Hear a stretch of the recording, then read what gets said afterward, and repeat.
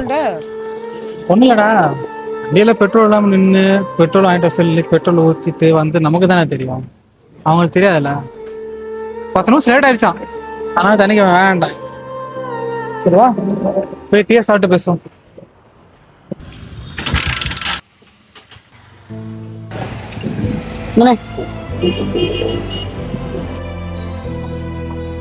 ஏன்னா பணக்காரங்க எவ்வளவு மோசமா இருக்காங்க, ஒரு அடிமை மாதிரி நடத்துறாங்க.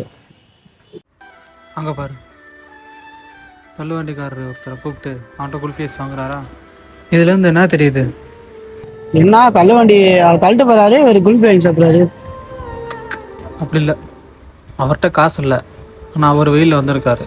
அதே மாதிரி குல்ஃபி சீக்கிரம்னு வெயிலில் வந்திருக்கான், அவனுக்கு நம்மளால் ஏதாவது ஒரு பிரோஜனமாக இருக்கணுமேனு வாங்குறாப்புல. இதுலேருந்து நான் ஒன்று கற்றுக்கிட்டேன், எப்பயுமே உழைக்கிறவனை தான் மதிப்போம்.